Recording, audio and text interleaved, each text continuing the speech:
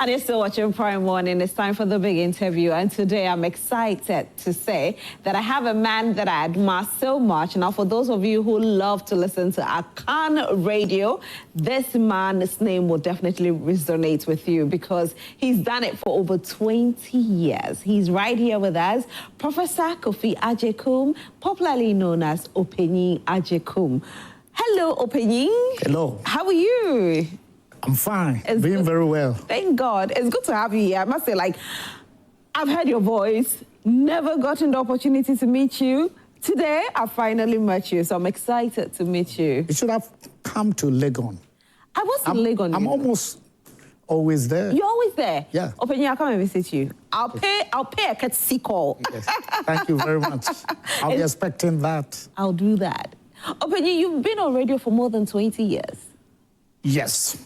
I actually started with Radio Universe in 1997. So it's close to 30 years. But prior to that, I had done a little bit of radio work at GBC1 as a guest artist when I was a student at Legon. And throughout that time, were you doing Akan language or you were doing English? I was doing Akan. Okay. So for you, it's always been Akan. It should be Akan. As far as I'm concerned. It should be. Because I'm a crusader of the language. I like that. Back in JSS, I loved Tree. I loved it so much. I got 1 in Tree. Oh, you did well. Oh, yes, I did. You should have continued with that. I should have. I don't know what happened. I think the secondary school that I went to, they didn't do Tree elect. So unfortunately, I had to leave it. But I could write Tree so well. So you have the basis. I do have the basis. You know which words should be combined and which ones should be split. Exactly. Congratulations. All right, Opanyin. So I just want to know, and I know most people who are watching this morning, want to know exactly how it all started for you, your radio career. Right. Thank you for that. Actually, I went to training college instead of secondary school. It was... there was nothing I could have done apart from going to training college. I couldn't have done it because of financial constraints. So in our school, I attended Nkransa Training College, popularly known as Nkran School. And as teachers, we had to do Akan. So I took the opportunity to register Asante as one of my subjects for NOVDEC. Private. So I did NOVDEC, and then later I realized that I could also do A-level Akan. And in doing that, I met one Mr. Ajimai Fuku at Sewia. Sewia is very close to Kumasi, who was then a student of the School of Ghanaian Languages at Ejumako. So then he saw me and said, oh, I think you can go there. So I took the opportunity, sat for their entrance exam, and got admitted to the School of Ghana Languages to read diploma in Akan language. So I have a diploma in Akan language? Yes. Wow. Then after that, I had a first class there, so I was asked to get on board to the staff. So I taught there for 3 years. And I realized that... And you taught Akan language? Oh, yes. I realized that that should not be the end. I should move forward. So then I had to resit some of my A-levels as a private candidate. And eventually, I came to the University of Ghana to read linguistics, which is very close to. All the languages should fall under linguistics. So I did Akan, political science, and Russia. And then I completed my first degree, thanks to God, also with a first class in linguistics and Russian. So you speak Russian as well? I used to speak. But you dropped it. Because there was no way I could have continued practicing it. So when I was a student, I used to go to GBC because I had some friends there. Busian Ponsan was there. The late Efia Kwandu was there because I knew them as affiliated members of the Akan fraternity. So I used to visit them. Then I took some course outside Ghana I had to travel to Norway to do my MPhil in linguistics. So I came back in 1996. So back to Ghana, Radio Universe was one of the, I think, well-established private radio station. Back then. Back then, yes. So everybody knew Radio Universe. Unfortunately, the chair of the board or of the council of Radio Universe happened to be my mentor, Professor Kwesi Yanka. So when I came back, he said, Kofi, we now have a radio station here, and I think you can contribute immensely. I said, why not? So I started the first Akan program called Efisem. I tabbed it as Efisem because Efie is house. Efie will be houses. So Efisem will be domestic issues. And I started translating the editorials of the major newspapers from English into Akan and did some broadcasting. And when we started, it was marvelous, because that was the first time people could hear a radio station on campus speaking and broadcasting in P, Akan. And people were running here and there to come and hear the voice. So later on, we had to introduce phone in, and that was just made it something else. More popular. People were running to the next booth. We didn't have enough mobile phones like today. So people would run to the booth just to call. The idea was, when you are calling, you don't think of English grammar, whether yesterday, did I go or did I went? Tell those ones. Just call and contribute naturally. So we started with that, and it became so popular. In those days, 1997 to 1999, 2001, everybody knew Radio Universe, and they knew the program called Efisem. What we were doing was that we did 6 papers each week. So Ghanaian Times, Daily Graphic, and then we made sure we were satisfying the 2 major parties. So we have the Democrat or Palava, and then the Statesman. Then we went for some neutral ones, Crusading Guys, Daily Guide. And then it went on very well. And then came Peace FM. Somewhere in 1990. Opanyin, before we go into Peace FM, I just want to know what made you feel there was the need to have a local language on our radio stations? I'd been trained in Norway. And in Norway, they cherish what they call mushmore. Mushmore means mother tongue. So over there, I mean, for those of us who were students, we had to take a mandatory course 1 year in the Norwegian language. And all foreigners had to learn that. Aliens who had settled there, even their children, had to learn the Norwegian language.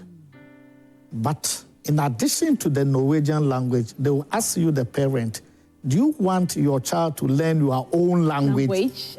And if you answered in the affirmative, yes, I want my child to learn P.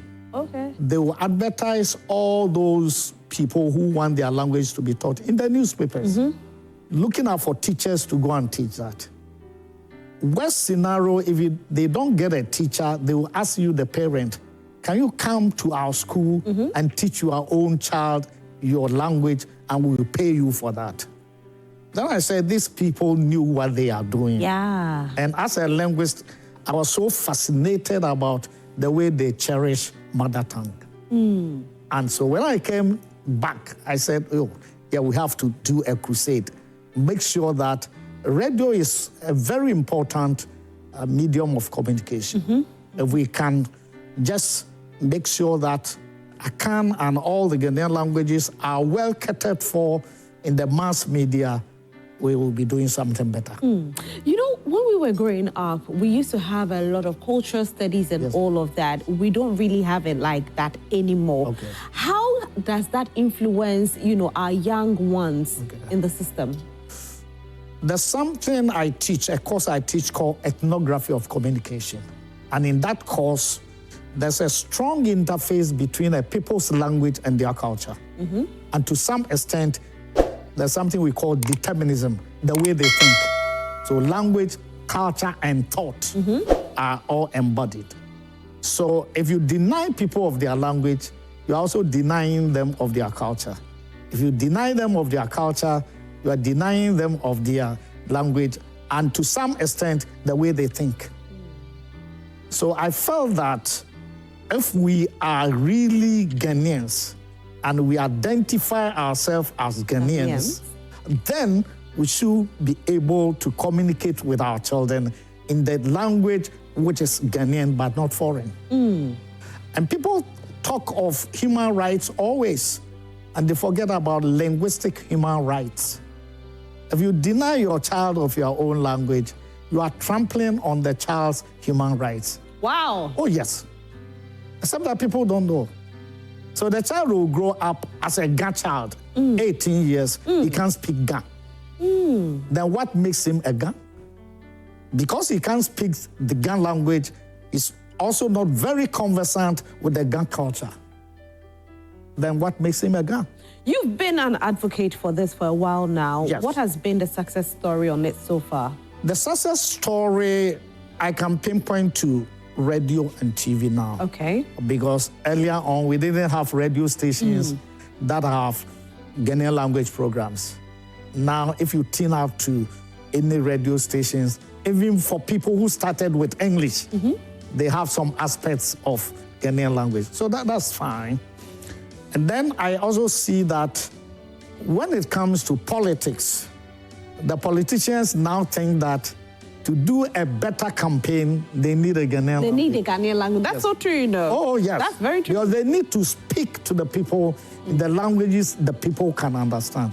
Then they run and come and pick Ghanaian language. But when it comes to advocacy and policies, they want to run away from making the Ghanaian languages very popular.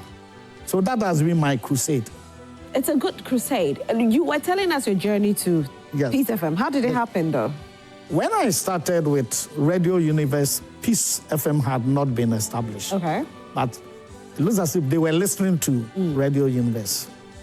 And then one day I had a student of mine who was teaching at Winneba.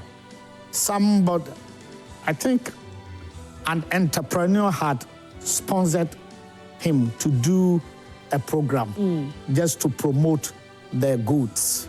And then he said, oh, Ofa, they say I should come and do this program, but I can't do it without you. So he invited me there. Okay. And then when I went about 2 or 3 times, then Father Dixon and his people saw that this is the person who we want to come and join. And they invited me. It took me time to agree because of the influence at Radio Universe. Right. I didn't want to leave Radio Universe. But here the money was good, right? I'm not so much concerned about the money. Okay. As a crusader, you want things to flourish. You want things to move forward. Insofar as I can get that, I'm satisfied. Because I'm a lecturer, so I get my monthly pay. Okay. So I'm okay. So you're okay. Content with what I have. Right. Another form of contentment and satisfaction will be crusading towards the development and documentation of Akan, which I'm doing. Right. So did you leave Radio Universe for Peace, or you combined? I was combining effectively. Okay. And had to be training people to do that up to some point where I realized that even if I leave them totally, they can work. But I still monitor them. Okay. Yes. Opanyin, you know, at the age of 15, you started teaching, right? Yes. What happened that you started teaching at such a young age? Because I had completed my MSLC, which is Middle School Living Certificate. And as I told you, there was no way I was going to get money to go to secondary school. So I sat for the Teacher Training Council exams that will send you to training college. Yeah.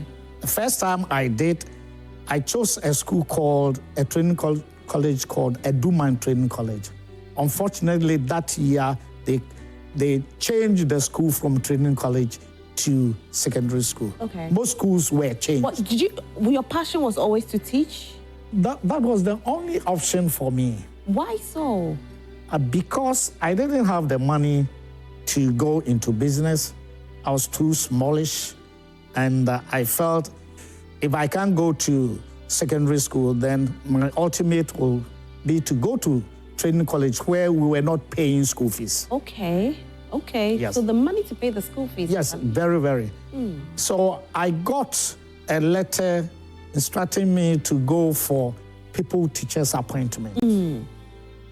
So that's where the whole thing started. So I had to go. I remember when I went to the district office, the officer in charge looked at me and said, "Young man, why are you here?" He said, "I have a letter that I should come for appointment." And his first question, which was very emotional, was that, "Why shouldn't you go to secondary school?" And I said, "Oh, my father died when I was in Form 3. Then jokingly said, "Why did you allow him to die?" Then I paused and said, "I have no hand in that."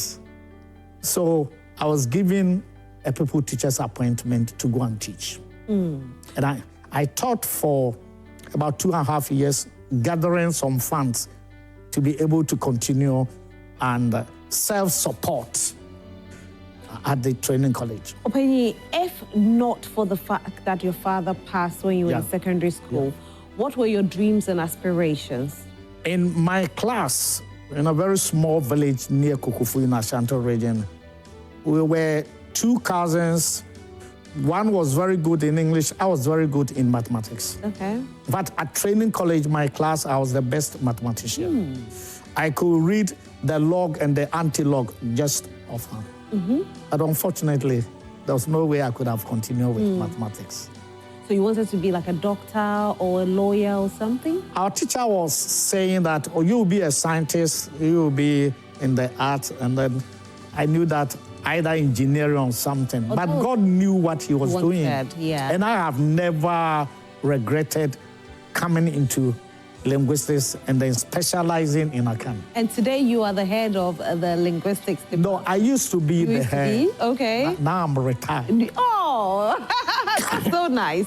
So, Opanyin, we want to get to know more about your background. Okay. The family you come from, because you keep saying that the money, the resources were not really there. Yeah. So, your parents...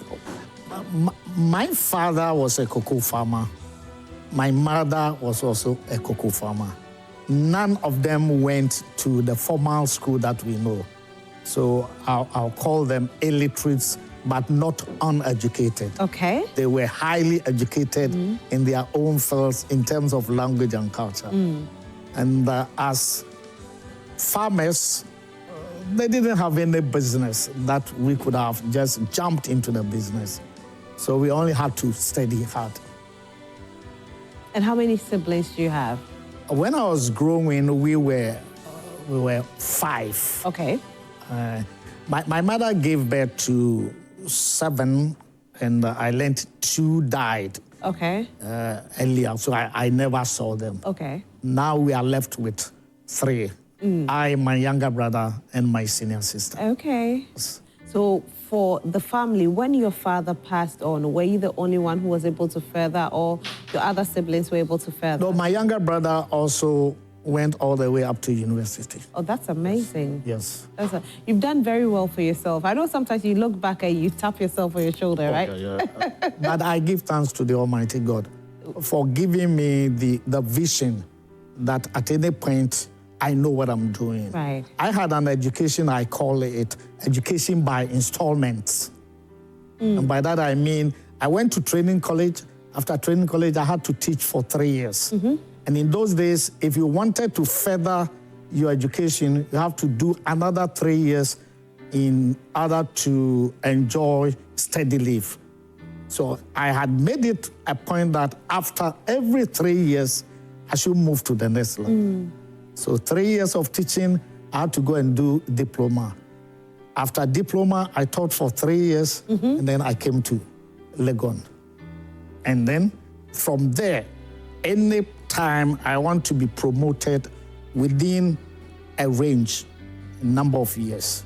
So I came, when I was appointed a lecturer, that was in 1996, December. So I presume it's 1997. When I came, I was holding an MPhil. Oh, wow. Yes, from Norway. Then I realized that even if they were sending a departmental memo, they had the professors first, and those with PhD second, and those of us with Mr. and Mrs. Our names were always at the bottom. Yeah. But I'll come back from a class and I saw how the students were hailing me. Oh, we like your teaching. I said, my name is still down here. So if I want my name to move up, I have to register for a PhD. So I registered for a PhD and I was given 5 years part-time. But at the end of the 4th year, I had finished. In the course of doing my PhD, I also engaged in writing of articles and all those. And I got promoted from lecturer to senior lecturer. Yes. Okay. Within 5 years. So 1997 and then 2002. And then I knew I could move forward because my 3-year was still outstanding and I had. So 2002, 2005, I was promoted to an associate professor. Wow. Yes. Then I said, no, let me tread cautiously. There are some political issues. Yeah. People are, he came just quite recently and he's an associate professor. Is he teaching? And we see him going to radio, jumping from Universe to Peace FM. And I said, let me. And normally I use what Azuma Nelson calls going with my own referee. So if they say, if you get 10 articles, you'll be promoted, I want 13 or 15. So that my worst enemy will say, as for this, there's nothing we can do. There's nothing you can do about it. So 2005, 2010, I was promoted to full professor. Yes. Amazing. Yes. Oh, I mean, I'm listening and I'm like, I'm in awe. Wow. And from 2010 up to 2025 now, I can tell you the number of articles I have can also promote somebody from scratch to professor. Non-scoring. Non-scoring? No. But you can't give it to anybody. No, but people are benefiting from that because people read my papers all over. Yes. They were international, my students. You love to write? Yeah, I still write. That's great. When I don't write, I feel sick. That's it has become my passion now. That at any point in time, I should have some articles under review somewhere in international journals. Whoa. I also write books. Right. How many books have you written so far? I have close to about 16, including some supplementary ones for schools. And I have very close to 100 articles and 5 distant education models. I'm shocked. That's great. Yes. That's so great. That's what I mean, then at this point, I'll say you're putting pressure on your children. Oh, but they have their own field. Okay. Yes. Anybody followed your Unfortunately, no. I used to have 4, and then one passed on in 2023. May his soul rest in peace. So I have 3 now. The eldest of all, he's into food engineering. Okay. He's a PhD holder in food engineering. Then I have 2 girls, adult girls. The first one has a PhD in accounting. Okay. And she has chartered already. And I have what I call my pension baby, Mafia. He also followed the sister, and she's now reading her MPhil in accounting. She has also chartered already at age 22, thereabout. I said it. I mean, looking at what you've achieved, your children cannot fail. If you look at what your father has done, we always say you have to be better than your father. And so definitely they are there. They are getting there. They have to. They have to. I like that. They do have to. Yes. So for you, Opanyin, you know, some people feel that because you have been teaching almost all your life, since 15 years. That's the only work I can do. I'm sure even if I start selling cocoa, I'll be indebted. So did you have to teach the newscasters at Peace FM, UTV, to read the news? Sometimes I listen to them very well. Okay. And there are cases I'll go and call person A and B. I listen to you. This expression shouldn't have been said the way you said it. Okay. Or this one was wrong. It was a wrong word. And even your intonation, I felt that they keep on saying Jumedie. I think they should be Jumedie. Oh, what's the difference? It's tonal differentiation. Okay. Jumedie means a program or an activity. But the tone is Jumedie, not Jumedie. Okay, so Jumedie, what does Jumedie mean? There's no word called Jumedie. The word should be Jumedie. It's a wrong pronunciation. Okay. But all of them seems, a lot of newscasters seem to be using Jumedie, which is wrong in terms of intonational patterns. Oh, wow. Linguistics, see, we are here. So, Opanyin, for you, when you started reading on radio, yes, some people are scared of stigmatization, that you can't speak English. Did you face it? No, they could think along those lines. But we started, and we still do, at Radio Universe. Nobody could go on my program without translating the editorials. Okay. So you have to do scripting. And your scripting means that you are translating from English into Twi. So if you don't understand English, how do you translate it? Okay. Because in translation, there's something called level of equivalence. At least your competence in English should be able to match with your competence in Twi. So now in Ghana, we have people who have higher competence in English, but they have very, very low competence in Twi. Those people can't do translation. They may understand the English very well, but they can't find the equivalence for the Twi. And there are some people who are also very good in Twi or any of the Ghanaian languages. They don't have very good competence in English.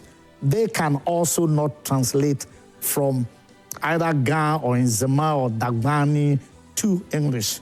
So you need a level, at least a balance, 50-50 or 40-60 or 35 thereabout to be able. So if people think that people who do Akan don't understand English, it's a fallacy. Probably it's ignorance. We had people like Opanyin Kofi Agyekum on GBC. You needed to have listened to them when they were speaking English. Perfect, impeccable English. But when it comes to Akan, they can also do it the best that you can think of. I see, wow. Yes. So, Opanyin, you know, there's also been a push that we should have almost all languages spoken, diverse languages. At a point in time, those in Greater Accra said they didn't even want the Twi language to be taught in Greater Accra. They wanted it to be Ga. When you go to the Ashanti region, it should be, you know, the Twi. When you go to the Central region, it should be more Fanti. What do you think about that? Or do you think that we should rather push Twi more? No. I call something the plateau approach. When you put water onto a table, nobody directs the water, the channel of flow. So I feel that we should allow each person to decide which language to study. Having said that, I've already mentioned that if you deny a person of his or her language, you are trampling on the person's human rights. So if somebody is a Ga and the person calls himself or herself that identity, the person should be allowed to study the language called Ga. Okay. Okay. Don't push people to study a language that is not theirs, based on what I've said. So if people are in Ashanti region and they want to do Ashanti Twi, allow them. That's why the Ghana Education Service has about I think between 13 to 15 Ghanaian languages studied at the BEC level. Okay. What happens in the areas like cities like Accra is that we now have all kinds of Ghanaians here. Unfortunately, we can't get teachers to teach all the Ghanaian languages here. That's why in some schools, they will do Twi, and they will do Ewe, and they will do Ga. Most of the schools in Accra will do that because we can't find Dagbani teachers. And in the class, you may have only 2 Dagbani students. There. And then how do you bring a whole teacher to be doing that? So those are some of the challenges we are facing. But I will, if you ask me, I will say that no Ga student should be forced to study Twi if they have Ga taught in their school. Okay. When you do that, you are promoting the Ga language.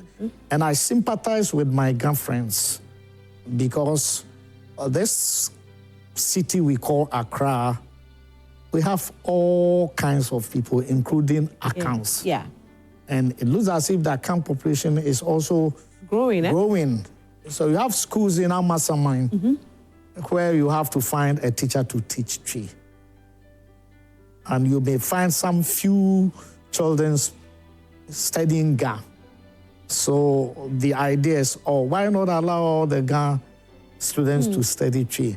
Especially when we think... But since they are in Greater Accra, they say when you go to Rome, you do what the Romans do. Because if you go to, like you said, in Kumasi, it's Asante Twi that will be taught. Yes. And so if they are in Accra, they should just learn the Ga language, right? Yes. So that one, there's no argument about that. Yeah. But we are looking at also what are some of the challenges. Okay. If we have only 2 people studying Ga in Amasamani, the ideal thing will be to have language centers. Okay. So a Ga language center somewhere at Taifa, so that the children, the Ga students in the enclave, when it is time for Ga, they will be moving all the way from Amasamani, Trobo, to come and study Ga.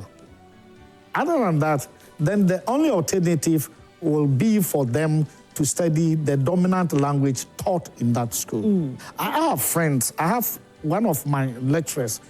He's Bully from Sandema. Okay. The child is so good at university basic school. You get about 90 in science, 85, 90 in mathematics. But he was forced to study Twi.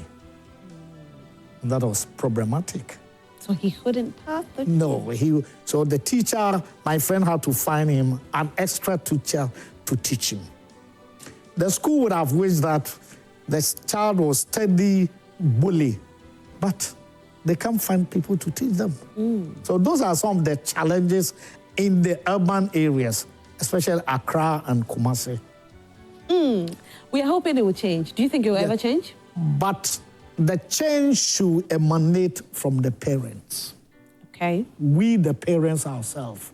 It's a language attitude that we think that if our children can speak English, then they are brilliant children. And we don't see the need for our own children to learn our language. That's why in our own homes, we communicate with our children in English. And it's not a good thing? No. When you do that, then you are denying the child of the Ga. Some people will say when their children grow up, they learn the language. So. When? At what stage? So we're getting people who are 19, 20, they can speak their own languages. And their parents are now saying that, we should have started our languages with them far, far early. Do you know that even for our American students who come for 1 semester or 2 semesters, they want to study our own language? So why can't we do that? So now the onus will lie on every parent, at least, to communicate with your child in the language of your own identity. Other than that, we are getting some baths, metaphorical baths, English, they can't speak it well. They can't speak their own language. So what is their identity? I like that you said they can't speak the English well. You said went and go. Oh, yeah. Yesterday I did went. And the parents feel that, oh, maybe I don't come from to be ready. What if they do it together? You know, it happens sometimes. Scarcely. Really? Yes. If they do it together, then my sister will be there. A third one? No, not a third one, okay, but my sister. To cook for you. To cook for me. Okay. So those were some of the things. Okay. Then people were also thinking that in those days, people were accorded prestigious position because they had many children. So this wife can give you about 6, this wife another 7. So you have about 13 children. So that was prestigious. We are also... So it was prestigious? Oh, yes, to have many children. And then we were also thinking about child mortality. Okay. So that, because we didn't have the public health. So you give birth to 10 children, if you are lucky, you have 5. So with one wife, you have only about 3, because all the children are already dead. But if you have another wife, then she's also going to help you.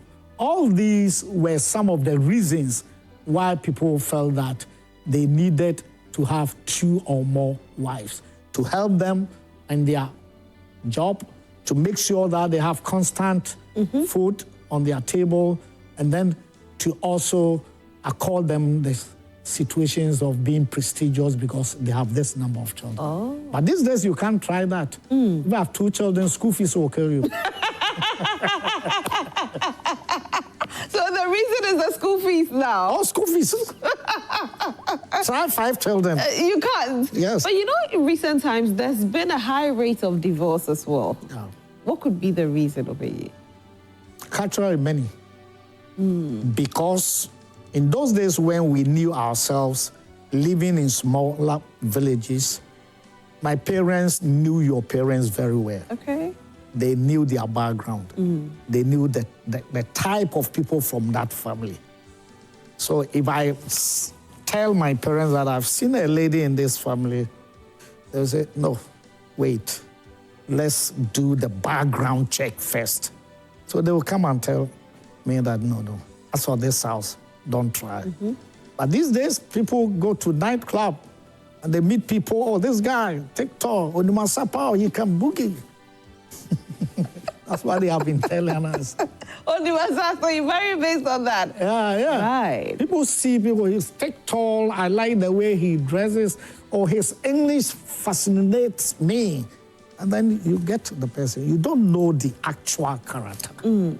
In those days, we were even checking whether there was some kind of contagious disease from the home. Okay. Before we do all this. Like what diseases? Like leprosy? No, leprosy, okay. Epilepsy, okay. All those. We wanted to check because we don't know what will happen to the offspring, the children that will come. We were doing all this.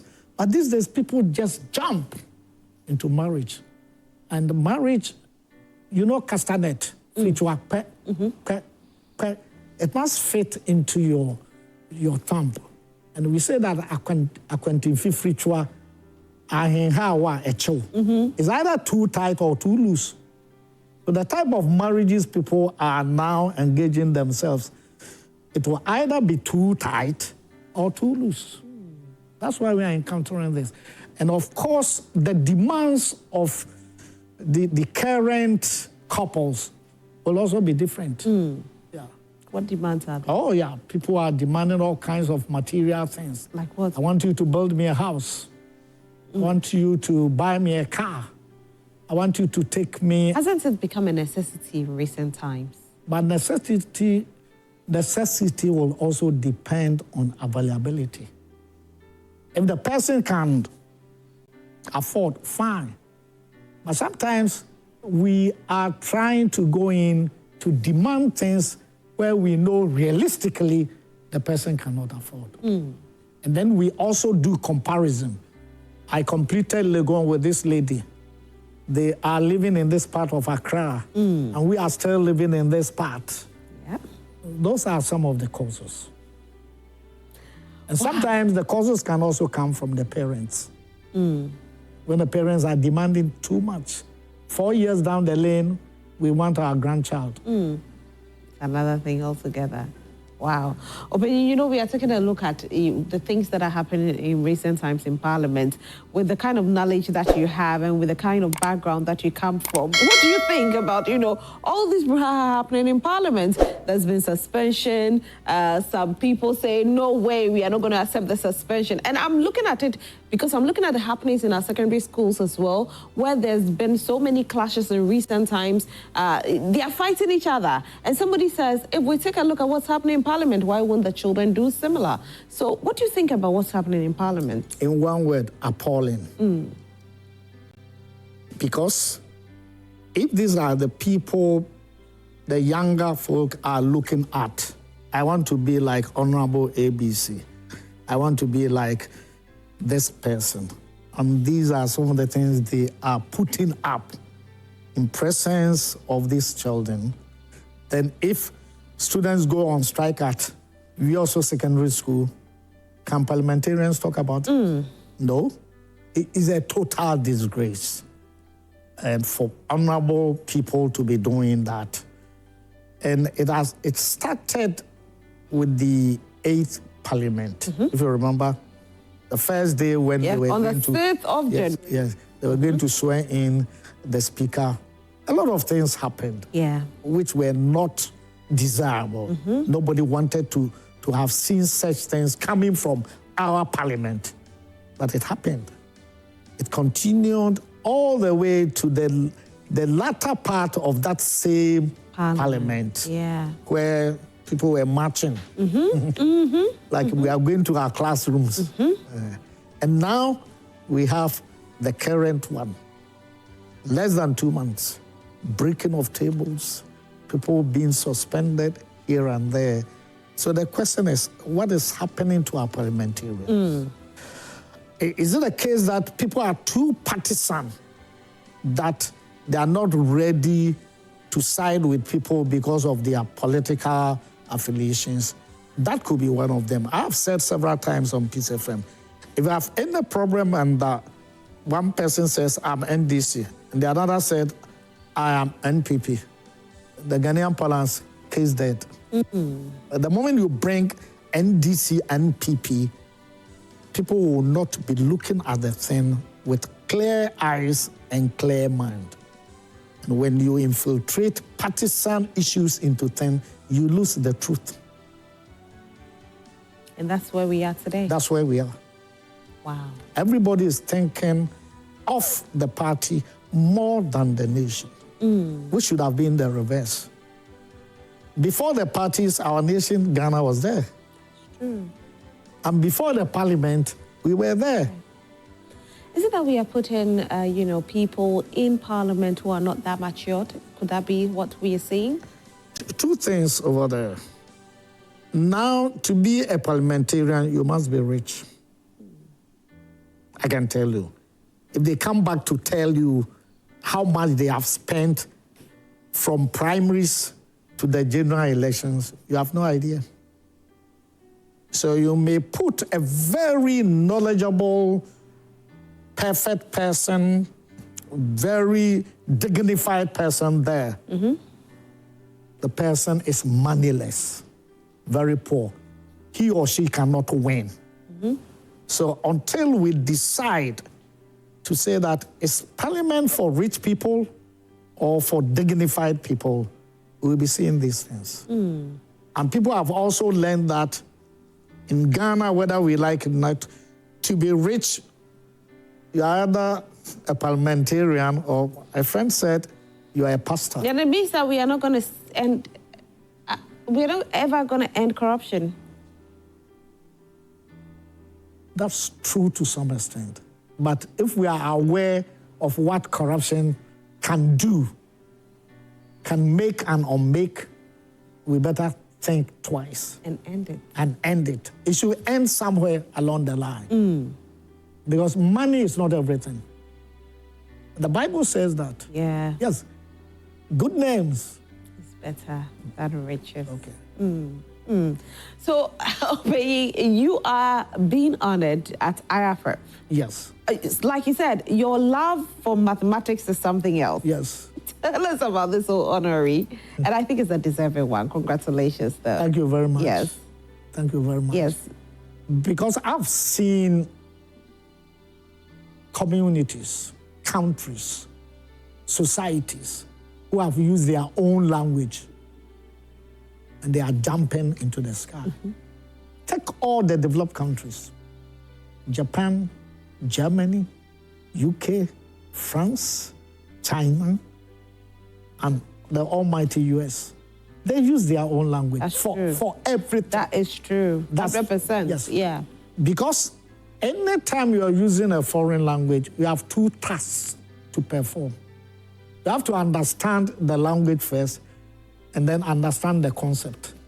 You are being taught algebra. The concept alone, wahala, as the Ghanaian would say. But the English, especially if there's a reading psalm of about one paragraph that you have to read and understand it before you use the concept, you have two tasks. Yeah. But the person who is reading from the language will have only one task. So IAPREP has done well by going all the way to say that, yes, our children are failing mathematics. Because they don't understand the English. Yes. Let's do an app in our own languages and use it to teach them an experiment to see. And the success story is there for everybody. Yeah. Prior to this time, somewhere in the 1970s, there was a Peace Corps who taught at Asantemai Secondary School in Kumasi, near Swami Runabout. And he was a Peace Corps teaching physics, chemistry, biology. This young man called Rudney, later he became known as Kwesipoku, had divided the class into two groups. He used Twi to teach one of them and used English to teach one of them. The result was obvious. The person who was taught in Twi? Yes. Excelled? Yes. Wow. There are similar situations in Nigeria. Yoruba did something like that. It was perfect. I schooled in Norway. Everything was perfect because our friends who did engineering, the whole class was taught in Norwegian language. It benefited the people themselves. Yeah. Yes. So IAPREP has come in to solve some of the problems in mathematics. And they've done it in Twi, in Ga, in Ewe, in Hausa. And I learned Yoruba people are ever ready. To pay? Yeah. If we don't treat them well, they are coming for us. Wow, IAPREP is here to stay. Yes. Congratulations, Opanyin. Yes. This is a great one. So it's an app, right? Yes, it's an app. Okay. That's the man over there. A young man over there developed it. Yeah. Yes. Amazing. Yes. Amazing. Opanyin, thank you so much for joining us today. We are very grateful that you could make time and share your story with us. I know you've inspired so many out there who have been watching us this morning, and we are grateful. Before you go, anything you want to tell the young ones, even the old ones who are glued to their television set this morning? What I want to say is that there's something called linguistic imperialism. And the other side of linguistic imperialism is language decolonization. We've allowed ourselves to be moved by linguistic imperialism. We think that if we are able to speak the white man's language, then we are champions. Far from that. It's now time for us to decolonize ourselves from linguistic imperialism. How can we do that? We must speak our own language. We must enjoy and love our own culture. We must document our languages. We should use our languages and come back to our folk tales and our proverbs that we were using and then be dancing our own music. That is the way that our identity will be perfect as Ghanaians. Other than that, we'll be living in Ghana, but we will not be Ghanaians. Very true. Opanyin, thank you so much for being here. We're super grateful that you could make time. Thank you. We are so grateful. I mean, from today, I'm speaking only three. Intimate master more share and your program me. Yabesan baby. Opanyin, Yamisha say Yatun Safrel Obaye. Also, Nyami and Shrawa Behame. Amen. Oh, amen. Yes, yeah, that's a pa. All right, so on that note, enjoy the rest of your day. My name is Roslyn Felly. Bye.